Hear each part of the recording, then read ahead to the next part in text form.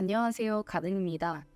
이번 영상에서는 컴포넌트라고 불리는 그런 요소, 부품들이 어떤 종류가 있고 실제 앱과 웹 서비스에서는 어떤 식으로 활용되고 있는지를 보여드리려고 합니다. 이렇게 A부터 Z까지 컴포넌트를 정리를 해봤고요. 알파벳 순으로 알려드릴 거고 총 50가지입니다. 사실 제가 알려드리는 컴포넌트 외에도 더 많은 컴포넌트들이 있을 수도 있고 여러분들이 알던 컴포넌트와는 조금 다른 컴포넌트들도 있을 거기 때문에 피그마로 UI UX 디자인을 시작하시거나 기획자, 마케터, 그리고 개발자분들 역시 이 컴포넌트가 어떤 요소인지 알아야 원활한 협업이 가능하기 때문에 많은 도움이 되시라고 이 자료는 제 더보기란 링크에 넣어뒀으니까 다운받아서 같이 확인해가면서 보시면 좋을 것 같습니다. 먼저 A, 아코디언입니다. 아코디언은 우측 아이콘을 통해서 2개 이상의 항목값을 숨기거나 나타낼 수 있는 형태의 컴포넌트입니다. 각 항목은 짧은 라벨만 보이도록 축소되거나 전체 내용을 표시하도록 확장될 수 있다고 하는데요. 지금 이렇게 설명으로만 들으면 이 컴포넌트가 어떤 건지 잘 확인을 할 수 어렵기 때문에 하단에 실행 링크를 걸어두었습니다. 그래서 이 실행 링크를 클릭을 해보면 제가 여러 가지 사이트를 리서치해서 찾은 이런 아코디언에 대한 예시를 볼 수 있는데요. 아코디언 같은 경우는 이런 식으로 항목들이 있고 오른쪽에 있는 화살표 버튼으로 항목을 숨겼다가 설명을 나타내기도 하는 이런 방식으로 사용됩니다. 그리고 각 홈페이지마다 나타내는 게 다르겠지만 아래쪽에 내려보시면 이런 식으로 선이 없는 형태의 아코디언, 이 사이트에서는 스탠달론 아코디언이라고 한다라는 듯이 각 기업이 어떤 식으로 이 아코디언 명칭을 또다시 붙여놓은지도 확인을 할 수 있습니다. 아무튼 아코디언이라는 명칭과는 별개로 에로우 토글, 즉 화살표 토글, 콜렉시블 셉션 등 다양한 다른 이름도 가지고 있는 부분도 여기다가 넣어뒀습니다. 두 번째로 액션 시트입니다. 다른 말로 액션 리스트라고도 하는데요. 이 액션 시트는 내가 옵션을 선택할 수 있게 표시되는 대화 상자라고 보시면 됩니다.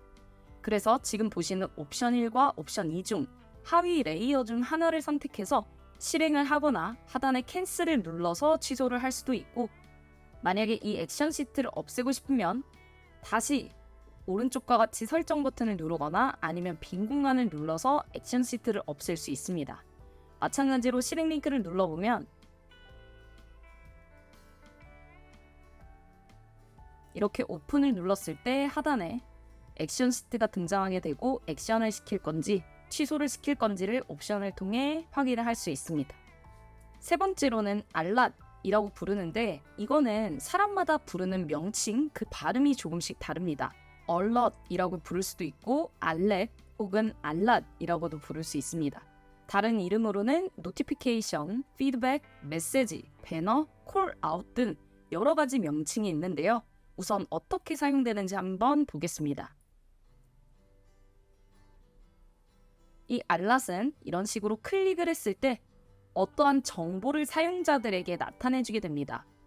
액션 시트와 비슷한 디자인 같지만 액션 시트는 액션과 취소 중 선택할 수 있는 옵션이 등장했다면 이 알랏은 단순히 사용자에게 어떤 정보를 전달해주는 일방적인 역할이라고 보시면 됩니다. 그래서 이 액션 같은 네임이 확인이 되겠죠? 확인을 눌렀을 때 다시 원상태로 돌아가는 그런 게 바로 이 알렛이라고 부르는 혹은 알럿, 얼럿이라고 부르는 컴포넌트입니다. 다음으로 아바타입니다. 아바타는 보시다시피 저희가 프로필, 마이 페이지에서 볼 수 있는 흔한 요 아바타 요소인데요. 이 안에는 이니셜이 들어갈 수도 있고 사진이 들어갈 수도 있고 아이콘이 들어갈 수도 있어서 특정 사용자의 정보나 어떤 사용자를 어떤 식으로 표시할지를 보여줄 수 있는 부분입니다. 그리고 다음으로 B 부분의 첫 번째 배지입니다. 이 배지는 상태, 속성 또는 기타 메타데이터를 나타내는 작은 레이블로 일반적으로 다른 더 큰 인터페이스의 구성 요소로 표현이 된다고 하는데요. 저희가 이메일이 오거나 문자 메시지가 쌓였을 때 카톡도 999개 이상 쌓였을 때 이런 식으로 빨간색 부분이 생기죠. 이걸 바로 배지라고 합니다. 즉, 이 전체를 배지라고 하는 게 아니라 추가된 요소를 배지라고 표현을 하는데, 이런 식으로 큰 요소 근처에 표시되는 경우도 있지만 어떤 항목에 대한 어떠한 정보를 나타낼 때, 즉 메타데이터를 나타낼 때 오른쪽처럼 주로 둥근 사각형 형태의 숫자를 포함한 그 데이터를 포함한 형태를 나타내는 것도 배지라고 하고요. 다른 이름으로는 태그, 라벨, 칩이라고도 합니다. 실행시켜서 보면 이런 식으로 숫자가 적혀져 있지 않더라도 빨간색 표시 보면 스몰 배지 on 내비게이션 아이템, 즉 내비게이션 아이템에 있는 스몰 배지다. 그리고 두 번째는 라지 배지고, 세 번째는 라지 배지 위드 맥스 캐릭터라는 식으로 이렇게 마찬가지로 배지를 어떤 식으로 표현할지 예시를 사이트에서 볼 수 있었습니다. 그뿐만이 아니라 하단에 이런 식으로 만약에 이 리소스에 대한 상태값 역시 활성화되었다, 아니면 진행 중이다 와 같은 현재 스테이터스, 상태 역시 배지로 표현을 할 수 있습니다. 다음으로는 브레드 크럼블스인데요. 이 브레드 크럼블스를 한국말로 직역하면 빵가루입니다. 저희 헨젤과 그레텔 아시죠? 헨젤과 그레텔이 길을 걸어갈 때 이 빵가루, 과자 조각을 부시면서 오잖아요. 그런 것과 동일한 맥락이에요. 즉, 어떠한 복잡한 페이지 계층 구조 안에서 내가 현재 어떤 페이지를 보고 있고 이 페이지 전엔 어떤 페이지가 있는지 탐색할 수 있도록 도와주는 역할입니다. 이렇게 보시면 내가 홈 중에서도 페이지 링크로 들어와서 이 페이지 링크 안에 어떤 링크 계속 누르면서 들어와서 결국 커런트 페이지에 있는 것이다 라고 보여지는데요. 이 전체 자체를 빵가루, 브레드 크럼블스라고 표현을 합니다. 그래서 모바일 같은 경우는 이런 전체를 표현하기에는 폭이 좁기 때문에 뒤로 가기 버튼과 함께 현재 내가 어떤 위치에 있는지 단순하게 표현을 하기도 합니다. 브레드 크럼블스 다음에는 버튼 그룹인데요.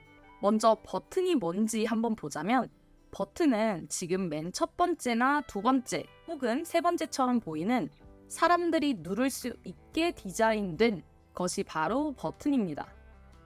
그리고 이 버튼을 함께 그룹화 시켜 놓은 것, 확인 그리고 취소와 같이 하나의 그룹을 이루는 버튼을 버튼 그룹이라고 합니다. 다른 이름으로는 툴바라고도 하는데요. 주로 버튼 그룹이라는 얘기를 더 많이 사용합니다. 그래서 마찬가지로 이 버튼의 형태가 웹사이트나 또 서비스 브랜드 컨셉에 따라 다를 수는 있지만, 보통 이렇게 사용자에게 버튼임을 보여주기 위해서 뒤에 살짝 그림자를 깔거나 색상 대비로 구분을 시키거나 해서 사용자들이 누를 수 있도록 구성이 됩니다. 그래서 지금은 디폴트 버튼 그룹이었고요. 두 번째로는 세그먼티드 버튼, 즉 가운데가 선으로 나눠진 버튼들인데 보통 이렇게 탭 형태로 많이 나타나는 걸 볼 수 있습니다. 그리고 프레스드 위드 세그먼티드 그룹 같은 경우는 기본적으로 하나가 디폴트로 눌러져 있는 상태의 버튼 그룹 등을 이런 식으로 표현하기도 합니다. 눌렀을 때 두 번째처럼 튕겨 나오는 게 아니라 이렇게 누를 때마다 누른 버튼만 딱 눌려있는 형태를 갖추기도 합니다. 아무튼 이렇게 버튼과 버튼 그룹에 대해서 알아봤고, 이제 다음으로 C로 넘어가겠습니다. C의 첫 번째는 카드입니다. 이 카드는 디자인하시면서 정말 많이 들어보셨을 건데요. 그만큼 UI, UX에서 가장 많이 쓰는 컴포넌트가 이 카드이기도 합니다. 저희가 어떤 제품을 살 때 그 제품의 사진, 그리고 제품이 가진 이름, 그 제품에 대한 짤막한 설명과 가격 모두 이와 같은 카드 형태로 되어 있을 거예요. 이처럼 이 카드란 굉장히 많은 부분을 포괄하는 요소인데요. 텍스트, 이미지, 버튼, 목록과 같은 콘텐츠를 표시하는 컨테이너다라고 합니다. 그래서 이 카드는 단일 구성 요소일 수도 있지만 헤더나 제목, 부제 콘텐츠로 구성이 되어 있다. 즉, 이 카드 안에는 여러 요소들이 들어있다인데 실제로 보고 하는 게 더 좋을 것 같아서 이렇게 링크를 넣어놨고요. 기본적으로 쓰이는 카드는 이미지 없이 그냥 타이틀과 설명글로 하나로 작성을 해서 이것들이 여러 개 나열된 형태로 보통 앱이나 웹에 들어가기도 하죠. 그리고 두 번째로는 미디어 카드인데요. 이 미디어 카드에는 사진이 들어가게 됩니다. 제품에 대한 정보를 나타내는 이런 카드뿐만 아니라 네이버 블로그를 쓰신 분들은 알겠지만 썸네일과 함께 내가 쓴 글의 제목과 간단한 설명 한두 줄이 함께 표시되어 있는 형태도 이 미디어 카드에 포함되겠죠? 그리고 이 카드와 버튼이 결합된 카드에다가 바로 액션을 할 수 있게 버튼 혹은 버튼 그룹이 결합된 형태도 볼 수 있고, 또 리스트가 모아져서 하나의 카드 형태를 띌 수도 있습니다. 예를 들어 친구 추천 리스트에서 AC, BC, CC 등 이런 식으로 리스트업 되는 것도 카드, 리스트 카드라고 볼 수 있겠죠. 네, 그리고 아래에는 이런 컬러 같은 가이드도 있는 걸 확인을 할 수 있고, 제가 알려드린 카드 형태보다 생각보다 다양한 카드 형태들이 많아서 어떠한 텍스트나 이미지 혹은 버튼 같은 그런 콘텐츠들이 하나로 묶여서 나에게 어떠한 정보를 전해주거나 누를 수 있게 구성이 되었거나 뭔가 앱이나 웹사이트에서 구성 요소를 자체한다면 그게 모두 카드라고 부를 수 있는 컴포넌트라고 보시면 됩니다. 다음으로는 체크박스입니다. 체크박스는 따로 실행을 해보진 않을 건데요. 이런 식으로 여러 개의 리스트가 있고 그 리스트 중에서 선택을 할 수 있게 되는데, 이 선택 같은 경우는 왼쪽처럼 다중 선택이 될 수도 있고 오른쪽처럼 단일 선택을 할 수도 있게 됩니다. 또한 이 선택을 하는 박스의 형태, 체크박스의 형태는 사각형, 둥근 사각형, 그리고 주로 원형, 이렇게 세 가지가 사용되는 걸 많이 아실 겁니다. 그래서 체크박스는 따로 실행하지 않고 넘어갈 거고요. 그 옆에 칩으로 넘어왔습니다. 이 칩은 연락처와 같은 작은 블록에 복잡한 엔티티를 나타낸다라고 하면 사실 이해하기가 어렵죠. 그래서 이거는 실행을 시켜서 직접 볼 건데요. 지금 베이직 사용법을 보면은 버튼처럼 되어 있기도 하고 아까 봤던 배지처럼 되어 있기도 하지만 배지는 누를 수가 없잖아요. 이 칩은 일단 누를 수 있다는 부분에서 배지와는 다른 형태로 가지고, 또 버튼이라고는 할 수 없는 게 각 칩마다 갖고 있는 요소가 다릅니다. 그래서 조금 더 자세히 살펴보자면 지금 이런 식으로 아바타 칩 같은 경우는 아바타가 있고 이 아바타를 선택했을 때 보통 이 X자와 함께 같이 있죠. 이 항목을 취소를 해서 이 칩을 없애거나 이런 식으로 아이콘 칩도 없앨 수 있도록 이런 식으로 활용이 되는데, 이 칩은 언제든 그 복잡한 요소를 적용할 수도 있고 또는 해제할 수도 있습니다. 예를 들어 내가 내 친구를 찾는데 그 친구 중에서도 여자인 친구만 보여줘, 남자인 친구만 보여줘라고 해서 선택을 할 수도 있기 때문에 그런 요소인 점에서는 버튼과 또 다릅니다. 그리고 이렇게 각각 상황을 보여줄 때도 칩 형태로 보여줄 수도 있습니다. 마찬가지로 배지와 다른 이유는 이 칩을 선택했을 때 무언가가 바뀌기 때문에 또 가만히 있는 배지와는 또 다른 요소다라는 부분을 기억을 하시면 좋을 것 같습니다. 다음으로 콤보박스입니다. 이 콤보박스는 풍부한 미리 보기를 사용해서 항목을 제한하는 데 도움이 되고요. 옵션에는 자유 텍스트 입력이 가능하도록 구성됐는데 다른 이름으로는 오토 컴플리트, 오토 서제스트라고 합니다. 저희가 네이버에 키워드 하나만 검색해도 자동 검색이 뜨는 것처럼 혹은 추천, 리스트가 뜨는 것과 같은 게 바로 콤보박스 컴포넌트다 라고 볼 수 있습니다. 예를 들어 지금 이렇게 검색창에 클릭을 했을 때 여러 가지 리스트가 뜨죠. 그래서 나는 선택을 할 수도 있지만 여기다가 직접적으로 이렇게 입력도 가능한 게 바로 이 콤보박스 형태다라고 보시면 됩니다. 다음으로 D, 데이트 인풋 혹은 데이트 피커입니다. 요거는 사진으로 딱 보시면 알겠지만 내가 생년월일을 입력할 때 여기다가 직접 클릭을 해서 밑에 바가 나오고, 아니면 혹은 직접 키보드나 키패드로 입력할 수 있거나 아니면 달력 형태로 보여줘서 내가 직접 날짜를 선택을 할 수도 있습니다. 이게 바로 데이트 인풋 혹은 피커라고 하고, 다른 말로는 저희가 늘 쓰던 캘린더라는 명칭을 쓰기도 합니다. 자, 그리고 그 옆에 있는 다이얼로그를 한번 보겠습니다. 이 다이얼로그의 뜻은 사용자에게 정보를 제공하고 중요한 정보를 포함하거나 결정을 요구하거나 여러 작업을 할 수 있는 것들을 다이얼로그로 표현을 한다라고 합니다. 그래서 앱의 콘텐츠 앞에, 즉 내가 어떤 걸 눌렀을 때 뒤에 있는 것들은 그대로 두고 배경이 어두워지면서 앞에 있는 흰색처럼 모달처럼 혹은 카드처럼 나타나는 유형이라고 하는데요. 이것도 한번 실행해서 보겠습니다. 네, 지금 보시면 이렇게 다이얼로그 중에서 이런 버튼이 있잖아요. 이 버튼을 클릭을 해보면 이렇게 창이 뜹니다. 즉 이 이메일을 변경할 때 이런 식으로 뒤에 있는 요소들은 그대로 보여지고 살짝 반투명의 어두운 사각형이 깔리면서 모달 혹은 카드처럼 사용자 눈에 비치게 되고, 그 외에도 이렇게 알림창, 너 이거 뭐 서비스 로케이션 서비스 활성화할 거야? 여기서 동의하지 않는다, 동의한다, 뭐 이런 여러 가지 형태의 다이얼로그들을 확인을 해볼 수 있습니다. 그리고 이 다이얼로그에는 직접 내가 무언가를 입력해서 또 보낼 수 있는 그런 요소들까지 포함을 할 수 있다는 점 기억을 해주시면 좋을 것 같아요. 네, 그리고 그 다음엔 디바이더인데요. 이 디바이더는 나누다라는 뜻이잖아요. 저희가 뭐 인스타그램에서 다른 사람들, 여러 사람과 DM을 주고받거나 그럴 때는 헷갈리지 말라고 사용자와 사용자 사이에 가로선이 있는 것과 같은 그런 게 바로 디바이더 역할이고요. 다른 말로는 세퍼레이터 셀렉트 메뉴, 즉 세퍼레이터라고도 부르기도 합니다. 그리고 그 다음은 드로워. 이 드로워는 서랍이라는 뜻이에요. 이게 화면 가장자리에서 미끄러져 나오는 패널인데 흔히 햄버거를 누르면 저 드로워가 나온다라고 표현을 합니다. 한번 예시를 보겠습니다. 예를 들어 지금 이와 같은 화면에서 이렇게 트레이를 눌러보면 왼쪽에 있던 드로워가 딱 나타나게 되고 X자를 누르면 이게 슉 하고 들어가게 되죠. 이런 식으로 나타나게 되고, 어떠한 드로워들은 이게 화면 자체가 이동하지 않고 특히 앱 사이트에서는 그냥 이 왼쪽에 있는 서랍만 나오는 형태를 가지기도 합니다.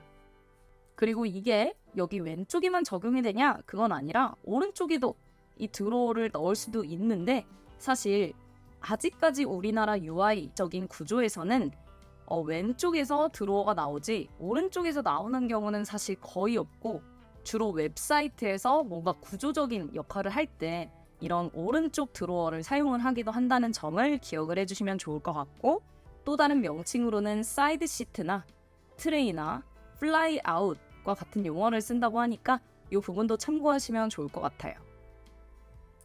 그리고 D 중에서 드랍 메뉴인데요. 이 드랍 메뉴는 기본적으로 옵션이 숨겨져 있지만 버튼과 상호작용하는 메뉴입니다.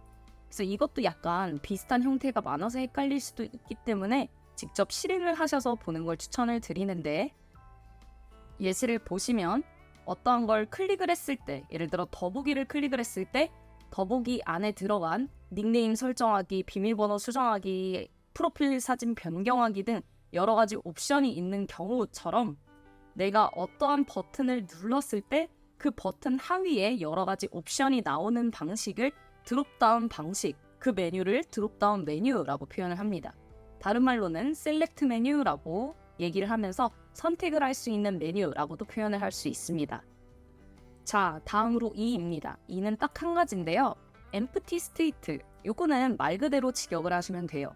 이 empty state는 빈 상태라서 표시할 데이터가 없을 때 나타나는 화면입니다. 그래서 나는 지금 뭐 아무런 결과도 찾지 못했다, 그래서 다른 서치 필터를 이용해서 찾아봐라와 같은 사용자가 넥스트에 어떤 행동을 해야 할지 이런 문구와 함께 보여주는 화면입니다. 요거는 알기 쉬울 테니 넘어가 보겠습니다. F 필드셋인데요. 이 필드셋은 필드를 묶어놓은 세트입니다. 즉 지금 보시면 아이디와 비밀번호는 계정 생성이라는 필드셋으로 묶여 있고요. 그 외에 필수 입력과 관련된 여러 가지 요소들을 필수 입력이라는 필드셋으로 묶어놨습니다. 그래서 일련의 양식 자체를 그룹화 시켜놔서 나누는 게 바로 필드셋이라고 할 수 있고, 플로팅 액션 버튼 경우는 화면에 둥둥 떠있는 버튼이 바로 플로팅 액션 버튼입니다. 그래서 이것도 이 초록색 하나 버튼을 눌렀을 때 오른쪽과 같이 여러 가지 옵션이 나타나는 경우인데, 다른 말로는 셀렉트 메뉴라고도 하고요. 아까 알려드린 그 셀렉트 메뉴와는 전혀 다릅니다. 이렇게 플러스 버튼 형태 아니면 여기 아이콘이 들어간 형태로 나타나는데 이렇게 여러 가지 옵션이 상단, 보통 앱에서는 상단에 나타나고 웹에서는 좌우로 나타나기도 합니다. 그래서 보통 이쪽 위치에 위로 올라가기 혹은 뭐 글쓰기와 같은 여기 버튼이 늘 상주하고 있는 게 바로 플로팅 버튼이고, 누르면 여러 가지 옵션이 등장하는 게 플로팅 액션 버튼이다 라는 부분 기억을 해주시면 좋을 것 같고, 이제 그 다음 푸터인데요. 이 푸터는 푸터라고 그냥 저희가 쉽게 말하는데 페이지 섹션 하단에 나타내서 저희 뭐 사업자 등록증이 뭐 어떻고 대표가 누구고 주소가 어디고 그 외에 저작권이나 법적 정보 관련된 콘텐츠가 있는 부분을 푸터라고 합니다. 그래서 보통 이런 하단 푸터에 여러 가지 링크를 담기도 하고, 아니면 뉴스레터 신청할 거면 여기 주소 적어줘와 같은 거를 푸터에 담아냅니다. 그 다음 폼은 사용자가 서버에 정보를 제출할 수 있도록 입력하는 컨트롤 그룹인데요. 저희가 구글 폼 많이 하죠. 그리고 그 구글 폼으로 설문을 하는 것과 동일하다라고 보시면 됩니다. 예를 들어 지금 이런 것처럼 이름을 입력하고 뭐 이메일을 입력하고 여러 가지 폼에 나의 정보를 입력할 수 있도록 되어 있고, 이 폼은 직접 입력하는 것도 있지만 이렇게 직접 선택을 할 수 있는 드롭다운 형태도 가질 수 있고, 여기 보시면 캘린더 컴포넌트 보이시죠? 직접 이렇게 캘린더에서 선택을 할 수 있는 이런 요소 혹은 업로드할 수 있는 창까지 모든 요소, 이 전체적인 형태를 바로 폼이라고 합니다. 자, 아까 F에서 저희가 푸터를 알게 됐잖아요. 그 푸터에는 저작권 정보나 그 사업자 개인 정보들이 들어간다면 이 헤더는 웹사이트나 앱의 모든 페이지 상단에 나타나는 요소로 일반적으로 사이트 이름이나 주요 탐색 기능, 예를 들어 메뉴, 뭐 쇼핑몰이라면 상의, 하의, 액세서리와 같은 이런 거나 아니면 검색하기와 같은 기능들이 표현되어 있는 게 헤더라고 하고, 다른 이름으로는 탑바라고도 합니다. 자, 그리고 I로 넘어가서 아이콘인데요. 여러분이 아시는 그 아이콘 맞습니다. 정의만 살펴보자면 인터페이스 요소를 시각적으로 나타내기 위해 디자인된 그래픽 심볼로 이 아이콘은 지금 보시는 것처럼 일관성 있게 구성이 되어야 한다는 점도 디자인하시는 분들은 다 알고 계실 거예요.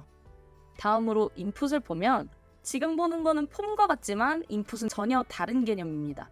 예를 들어 폼은 이렇게 이름을 입력하고 이메일을 입력하고 주소를 입력하는 형태 자체를 폼이라고 한다면, 인풋 혹은 인풋 필드라고 하는 거는 내가 이 이름란에다가 어떻게 작성을 해야 할지라고 연한 텍스트로 가이드를 주는 게 그 양식 자체가 바로 인풋 필드라고 합니다.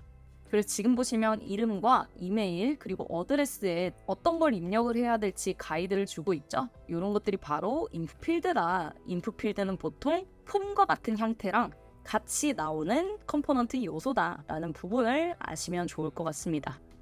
자, 그리고 이제 L 레이블인데요. 이 레이블은 필드를 설명하기 위해 양식 필드 위에 배치되는 텍스트입니다.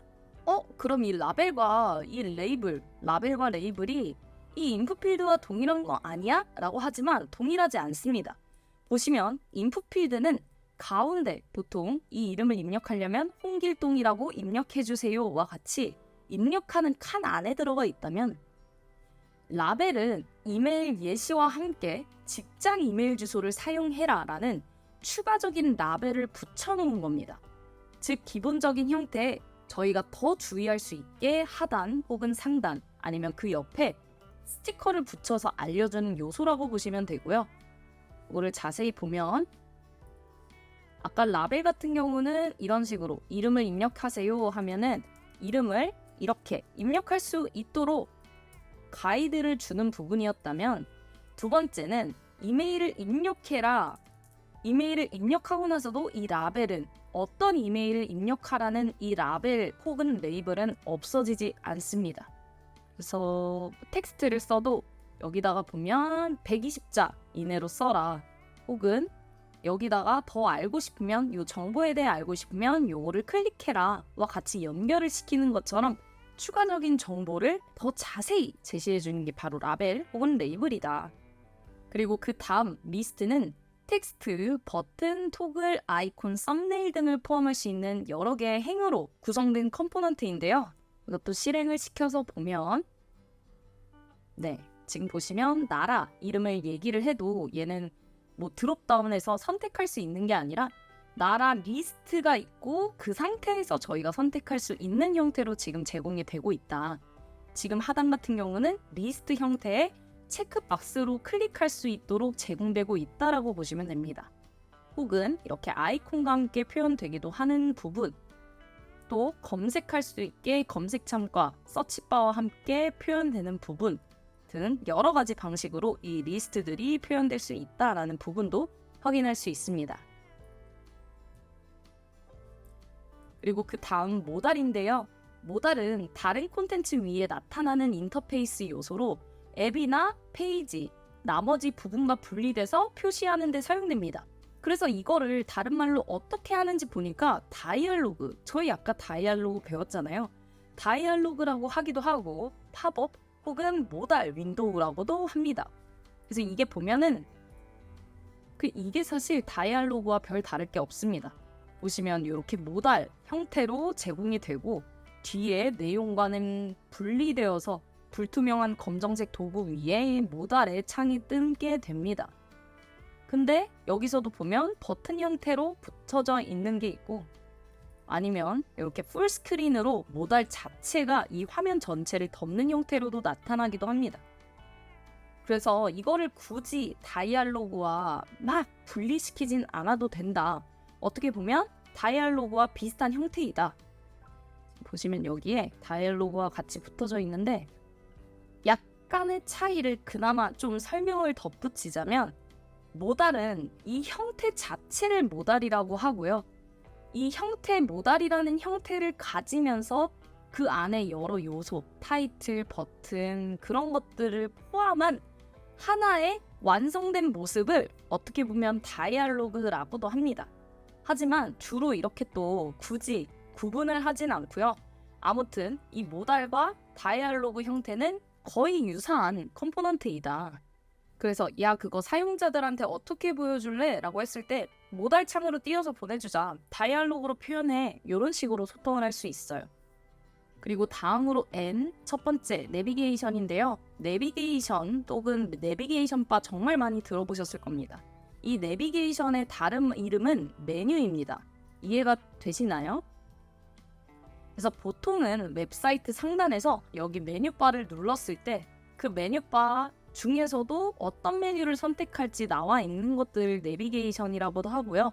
지금 보시는 건 내비게이션 레일이었고 이런 것들 하단 혹은 상단에 메뉴로 넘어갈 수 있는 것들을 내비게이션이라고 합니다.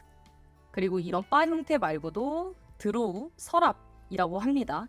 그래서 이런 서랍에서도 여러 가지 메뉴가 나오는데 그 중에서도 어떤 것들을 선택을 할지 이런 메뉴 자체를 내비게이션, 이 형태 자체를 내비게이션 컴포넌트라고 합니다. 자, 얼마 안 남았습니다. 그 다음 P, 첫 번째 페이지네이션입니다. 이 페이지네이션은 말 그대로 페이지를 나열한 형태라서 여러분들이 여러 개의 목록이 있는 게시판에 들어가면 1, 2, 3, 4 숫자가 나열이 돼서 넘어가는 이 구성 요소를 많이 보셨을 건데요. 이 자체를 페이지네이션 컴포넌트라고 합니다.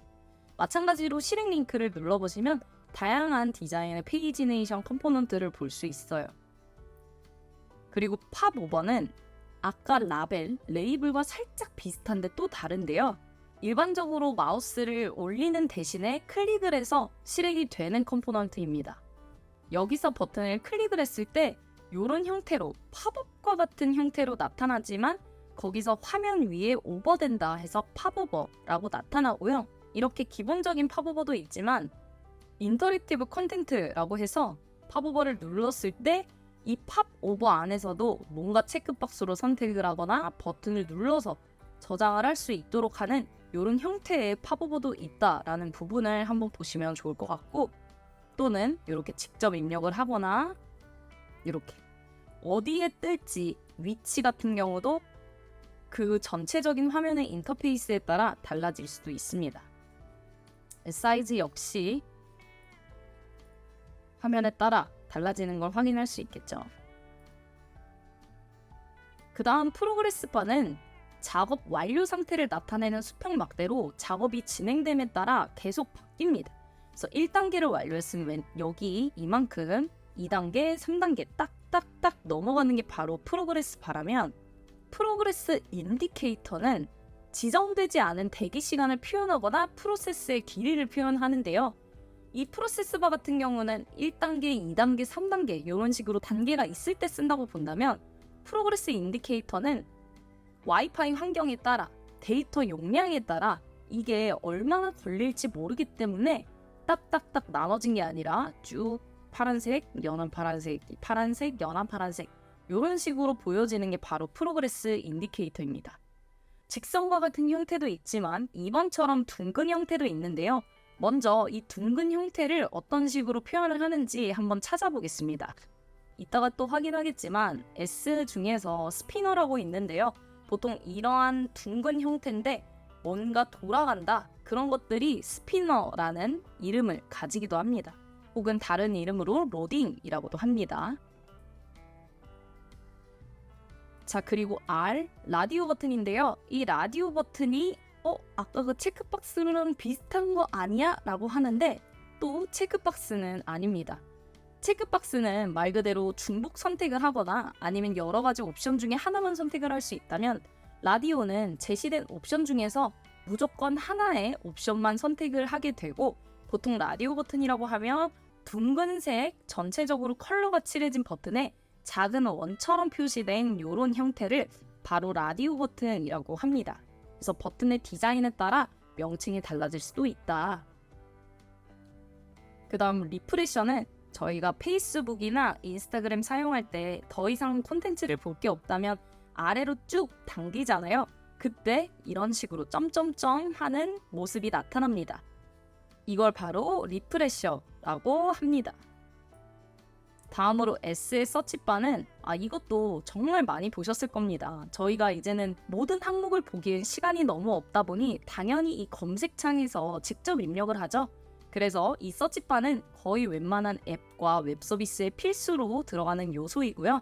저희는 검색창이라고 편하게 말하지만 다른 말로는 서치바, 서치 인풋, 서치 박스와 같이 얘기를 하기도 합니다. 그 다음이 세그먼티드 컨트롤인데요. 요게 버튼, 라디오, 그룹의 중간 형태, 그리고 탭의 중간 형태라고 하는데, 요거는 실제로 보시면 좋습니다. 자, 이런 식으로 첫 번째 섹션, 두 번째 섹션, 세 번째 섹션이 거의 동일한 중요도를 갖고 있고, 이 섹션 중에 하나를 클릭해서 해당 섹션으로 넘어갈 수 있어요. 그래서 어떻게 보면은 아까 말한 것처럼 탭 형태, 그래서 어떻게 보면 이 버튼과 같은 형태를 가진 것과 같이 디자인이 비슷해 보이죠? 그렇기 때문에 여기서도 이 세그먼티드 컨트롤은 비슷해 보일 수도 있다. 하지만 이렇게 중간에 선으로 나눠진 역할은 아까 버튼 그룹보다는 세그먼트 컨트롤이라고 부르는 게 조금 더 적합합니다. 다음으로 이 셀렉트는 다른 말로 드롭다운이라고도 합니다. 너무나도 같은 이름이기 때문에 따로 더 설명하지는 않을 거고요. 이렇게 클릭을 했을 때 여러 가지 옵션이 나타난다. 마찬가지로 실행 링크 눌러서 어떤 식으로 저 셀렉트 컴포넌트가 활용되는지 보시면 좋을 것 같고, 그 다음 스켈레톤. 이 스켈레톤도 꼭 알아두셔야 하는 용어인데, 아직 로드되지 않은 콘텐츠를 위한 레이아웃입니다. 그래서 지금 이런 형태 많이 보셨을 텐데요. 예를 들어 이런 식으로 지금 페이지가 살짝 로딩이 느릴 때 여기다가 어떤 콘텐츠가 나올지 미리 회색 박스로 보여주는 겁니다. 네, 이런 식으로 지금 이런 레이아웃으로 곧 등장할 거야, 좀만 기다려 라고 사용자들을 잠깐 대기시켜 두는 거죠. 뭔가 이 스켈레톤이 나오지 않으면 오류가 나온 것 같고, 스켈레톤이 나오면 데이터가 느려서 로딩이 되고 있구나 와 같은 느낌을 받을 수 있기 때문에 이 스켈레톤이 있는 앱과 없는 앱의 그 퀄리티 차이가 굉장히 크다고 할 수 있어요. 결국 사용자 경험에 영향을 주는 요소이기도 하다. 그래서 꼭 기억을 해두시면 좋을 것 같습니다.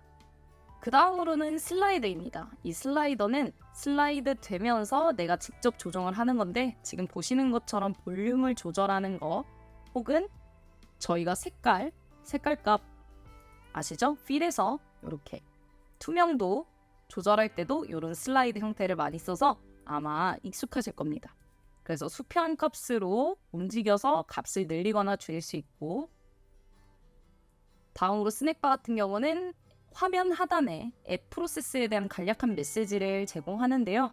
지금 보시면 이미지를 보내기 눌렀는데 아직 5초만 기다려라 라는 식으로 하단에 작게 나타나는 걸 스낵바라고 합니다.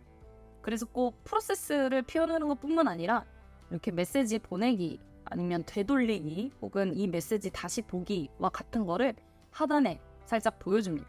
저희가 이 피그마를 쓰면서도 여기 하단에 뭐 몇 개의 컴포넌트가 옮겨졌다, 에셋으로 이용 가능하다, 디자인 시스템이 연결됐다 와 같은 그런 요소들이 나타나는 걸 볼 수 있고요. 그런 것들을 보통 스낵바라고 한다라고 보시면 될 것 같습니다. 그리고 스피너는 넘어가고 다음으로 스텝업.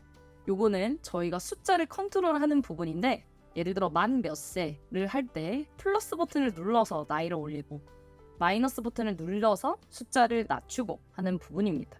다른 말로 너쩌, 퀀티티라고 하는데 주로 스태퍼를 많이 씁니다. 자, 그리고 그 다음 스위치인데요. 집에 있는 스위치를 껐다 켰다 하는 것처럼 동일합니다. 이 단일 항목의 상태를 클릭 한 번으로 껐다가 켰다가 할 수 있는 걸 스위치라고 하고, 너무나도 잘 아실 부분이라 이것도 그냥 넘어가 보겠습니다. 자, 그리고 그 다음으로 탭인데요. 이 탭은 여러 개의 패널을 탐색하고 더 작은 공간에 많은 기능을 넣는 방법인데, 저희가 늘상 쓰던 그 탭 맞습니다. 예를 들어 프로덕트 탭, 아티클 탭, 클래스 탭, 비디오 탭처럼 이렇게 탭으로 클릭만으로 넘어갈 수 있는 걸 탭이라고 하고, 보통 이런 형태, 이게 헷갈릴 수 있는 이유가 버튼이랑 헷갈리기도 하고 혹은 메뉴라는 네이밍과 또 헷갈리기도 하지만, 보통 이 탭은 버튼이나 그런 요소들보다 훨씬 더 쉽고 빠르게 여러 가지 장을 넘나들 수 있게 만들어주는 형태이고요. 또 버튼과는 다르게 누를 수는 있지만 이렇게 하단에 바가 따라오는 형태가 주로 일반적입니다. 그리고 메뉴 같은 경우는 아예 옷이라고 치면은 상의, 하의, 액세서리로 딱딱딱 아예 다른 페이지로 넘어갈 수 있다면, 탭 같은 경우는 상의라는 메뉴 안에서도 티셔츠, 반팔티, 긴팔티, 뭐 나시 이런 식으로 넘어갈 수 있는 것들이 보통 탭에 더욱 적합합니다. 자, 그리고 그 다음 토스트입니다. 이 토스트의 다른 이름 스낵바인데요. 마찬가지로 콘텐츠 레이어 위에 표시되는 알림 유형으로 이렇게 푸시가 됐을 때 나타나는 알림인데, 이런 거 보이시죠? 아까처럼 스낵바처럼 어떠한 무언가를 나타낼 때 하단이나 상단에 작게 나타내는 건데, 이게 위치가 꼭 하단, 상단 정해져 있지 않습니다. 둘 다. 그래서 눌렀을 때 알람이 여기는 이제 위에서 나타나는 걸 볼 수 있고, 이제 여러 가지 타입의 형태를 토스트 형태로 보여줄 수 있는 거다. 이런 컴포넌트가 있다 라고 보시면 됩니다. 자, 그리고 그 다음 이 토글, 아까 많이 보셨죠?